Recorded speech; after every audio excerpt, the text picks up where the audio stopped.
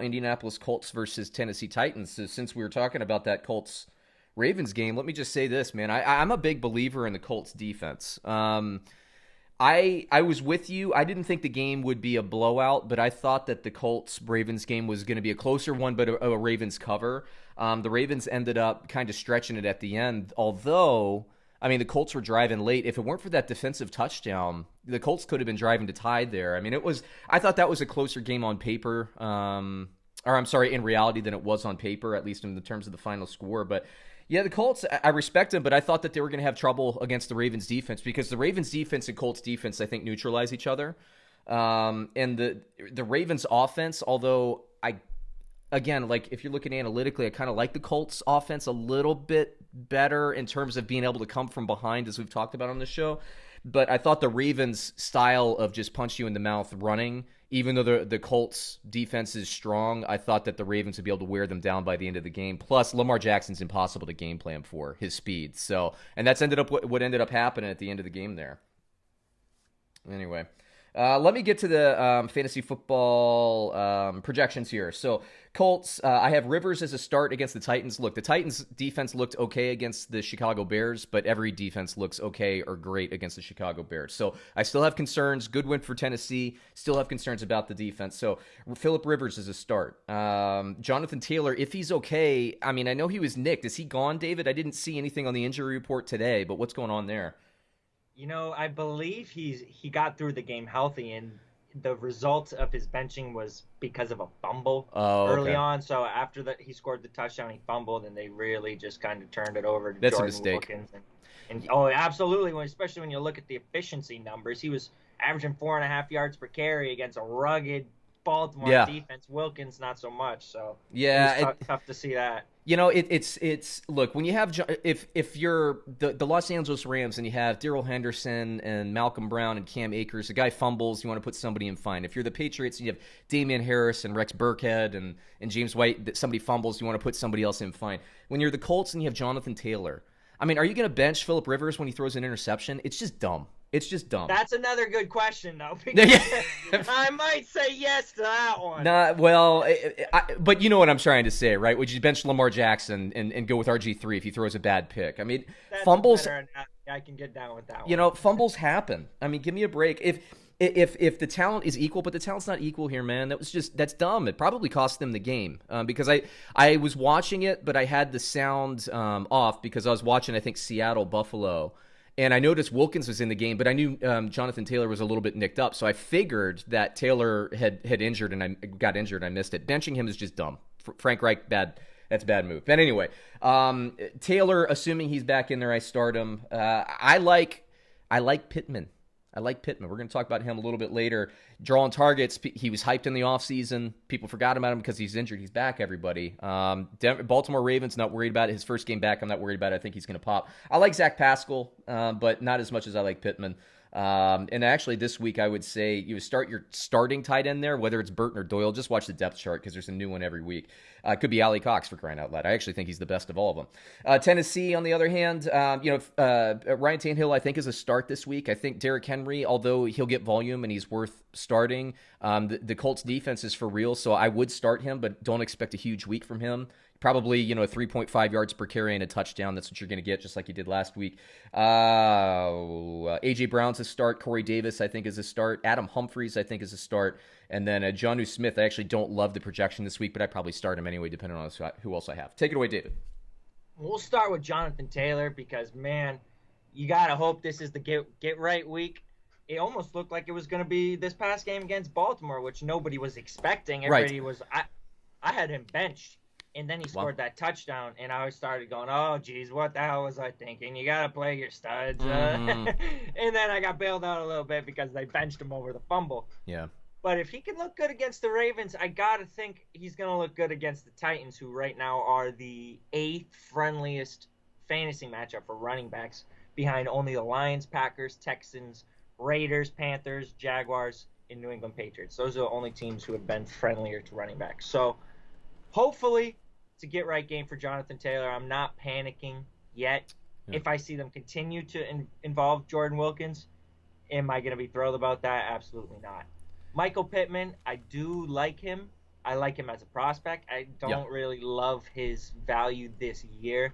I don't really see a ton of upside just because they are run first. Phillip Rivers is targeting the crap out of his tight ends, which unfortunately is a different tight end every week. Hopefully we get a little clarity. Jack Doyle did get a concussion, so he could miss this next week. Hopefully that allows Mo Alley-Cox or Trey Burton, who I've been high on. I was high on Alley-Cox to start, and then I was all over Trey Burton, and now it's just like it's becoming the Patriots' backfield a little bit, where it's just a different one each week. So Alley-Cox is the best of them. I mean, if you watch it, he's the best of them. He looks the best, and he runs the hardest, and he's the biggest threat after the catch with the ball in his hands. There's no doubt about that. Yeah. And I think both him and Burton need to be rostered at this point in leagues because you're not going to find anything clear as a tight end on waiver, so you might as well just roster them both or one or the other and hope that something happens to kind of clarify the situation. Because these guys would each be tight end ones if they were just getting a full workload. Right, absolutely. Clear tight end ones. Maybe even top 5, the way this offense works. Yeah, if they could just pick one and stick to it. Yep. On the other side, Titans, still kind of pretty clear. The only thing which I noticed this past week, which I was looking out for, was Corey Davis, or didn't notice, I should say, but dropped up the big old bagel, which was kind of, he was due for it when you look at the facts. He had double-digit points in every single game before that. But the games before that were easy matchups, and this was a tough matchup. So hopefully it continues that way, and you know when to play him, kind of like we were talking about with Odell Beckham earlier in the year. It was predictable. You play him in the soft matchups, you bench him in the tough matchups. I feel like we're kind of settling into that kind of mindset with Corey Davis. When the matchup is there, you play him. When it's not, you sit him. It's not that way with A.J. Brown, though. I'll tell you that. You're playing him no matter what. I don't care who he faces. So A.J. Brown, man. He looks like a freaking tight end at wide receiver. Every time I see him, I'm like, man, he looks too big to produce at wide receiver, but he just always does. I mean, maybe I'm tooting my own horn here, but guys, this is why you bet on freaks. I was betting on A.J. Brown and DK Metcalf this year all over the offseason. Why? Because they're freaks. It doesn't have to be more complicated than that. Just bet on freaks. It hasn't worked out so well with Jonathan Taylor for me, I'll tell you that, because he's a freak too. And I bet on him just because of that simple fact. But for the most part, you bet on freaks, it's not going to lead you wrong 9 times out of 10. Let me give you a bold prediction here. So when I was doing a reaction video to the Baltimore-Indianapolis game, I compared the wide receivers. I mean, the scheme is similar. I was comparing the wide receivers to the Philadelphia Eagles. And I said Zach Pascal, to me, is like Greg Ward, the consistent guy. He'll get you 5 catches. He'll get you 60 yards every now and then. He'll get in the end zone, so you can play him. I think Michael Pittman could be the Travis Fulgham this year as we close out the season, because I like Paris Campbell more, for the record, but we're not going to get him this year. I think Pittman, and I'm saying this, you know the schedule towards playoffs because I know you religiously look at that. I don't have the playoff schedule up, but let me just say last quarter of the year, I think Pittman could have a Travis Fulgham-like impact on the Colts and on fantasy community, because I really think he has that ability this year. And as he continues to play, remember, I mean, he's a rookie he's played about 4 games so far. He can get better and better. So I think the opportunity is there for him in this offense to really, take the reins here. Although again, next year, I still like Paris Campbell coming back next year. T.Y. I'm kind of giving up on though. Yeah. You want to look at the schedule real quick? I got it here, and it is beneficial for Pittman going down the stretch. They have Tennessee this week, then Green Bay, then Tennessee again, then Houston, the Raiders, and Houston again before a matchup against Pittsburgh week 16. So obviously week 16 you don't love, but 13, 14, 15, that's good news. If you look at fantasy points allowed to wide receivers, Houston and the Raiders are, I believe, both. I can pull it up. I believe they're both. I know the Raiders are, if not the worst, they're one of the worst. They were last week. Raiders, let's see. I guess they're down a little bit more. They're more friendlier to quarterbacks, the Raiders, but they're about middle of the pack. Okay. The wide receivers. Texans, though, they are the 8th friendliest matchup for wide receivers, and they faced them twice in those last 4 weeks. So all we need then, if you're kicking yourself for not getting Fulgham for free, I think Pittman could be that guy. Again, I agree with you, David. I don't think this is the week that he's going to really burst out, and I still think it's going to take like 2 or 3 games. But if you're looking for somebody to plug in, and everybody's freaking getting injured. By the way, this makes this week, David, let me complain a little bit. the 9th week in a row. Yes, we're in week 9 this past week. 9th week in a row where I had a starting player on my fantasy team leave in the first quarter. Oof. Justin Jackson. 9th week in a row. I'm loaded.